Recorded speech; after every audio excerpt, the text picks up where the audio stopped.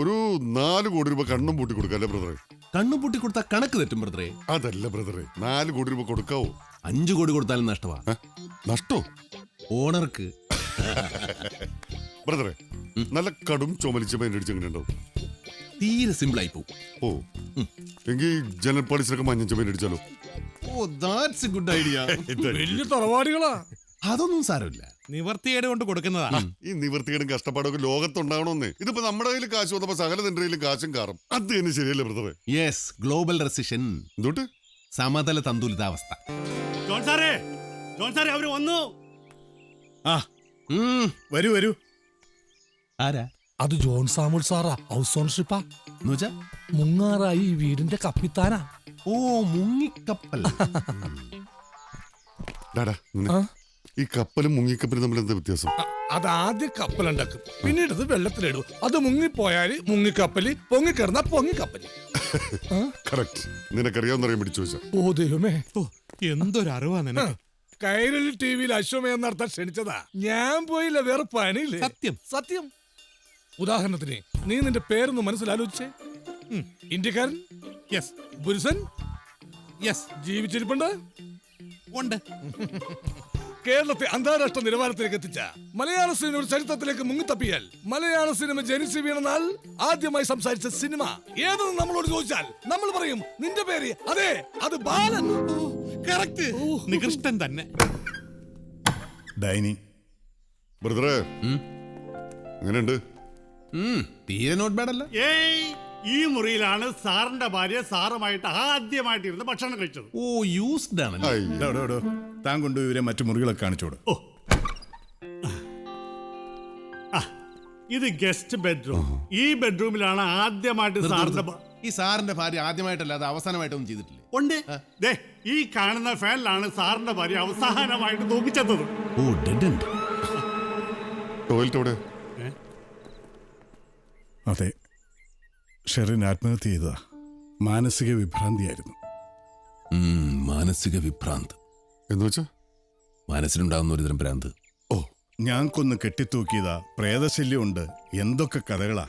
ഒന്നും മറച്ചു വെച്ചിട്ട് വേണ്ട, നല്ലവണ്ണം ആലോചിച്ചിട്ട് വേണം. അത് ഈ പ്രേതോന്ന് പറഞ്ഞു. ഓക്കെ, സംഭവങ്ങളാ. വീട് പഴക്കമുണ്ടെങ്കിലും ഓക്കെ. സ്ഥലം തീരെ അങ്ങോട്ട് മോശമെന്ന് പറയാൻ പറ്റില്ല. ആയിക്കോട്ടെ, സ്ഥലവും വീടും പറമ്പും പ്രേതവും പിശാച്ചും ഒക്കെ കൂടി ലാസ്റ്റ് എന്ത് തരണം ഉള്ളത് പറ. അങ്ങനെ വില പറയാൻ ഞാൻ എന്താ പറയാ? വേണ്ട, ഞങ്ങൾ പറഞ്ഞോളാം. മൊത്തം ഒരു 2 രൂപ അങ്ങോട്ട് തരും. 2 crores. കോൻ ബരേഗാ ക്രോർപതി. വില കുറവാണെന്ന് ഞാൻ പറയില്ല. കണ്ടില്ലേ? എന്നാലും എനിക്കൊരു 3 കോടിയോളം ആവശ്യമുണ്ട്. പിന്നെ മക്കളുടെ പഠിത്തം തീരാൻ ഒരു 6 മാസം. അത്രയും കാലത്തെ അവരുടെ എന്നാ ഹോസ്റ്റൽ പിന്നെ ചേട്ടൻ അതും കൊണ്ട് അങ്ങനെ നിർത്തണ്ട. മക്കളുടെ പഠിത്തം തീരുന്നവരെ ചേട്ടന് വരാൻ പോണ വാദത്തിന്റെ ചികിത്സയുടെ ചെലവും ഇവിടെ പറമ്പിൽ കൂർക്ക് പറിക്കണ പണിക്കാരുടെ ചെലവും കൂടി അങ്ങനെ തന്നാലോ? ഇതെന്താ നേരത്തെ ബ്രദർ പറഞ്ഞ സുമലത? തുന്തിലിതാവസ്ഥ. അതാ ബ്രദർ. ഒരു കാര്യം ചെയ്യും, ചേട്ടന് ഒരു 2.5 രൂപ അങ്ങ് തരും. അയ്യ ബ്രദർ, എന്തിന്? ഓട്ടെ ബ്രദറെ, പാവല്ലേ, ആലോചിച്ച് തീരുമാനിക്കും. അങ്കിൾ ആലോചിക്കട്ടെ.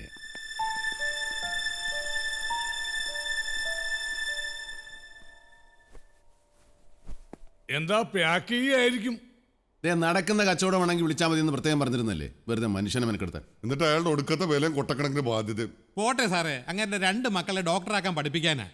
അയാള് പഠിപ്പിച്ചോട്ടെ, ഒരു എതിരുമില്ല. അതിന് ഞങ്ങളെന്തിനു സഹിക്കണം?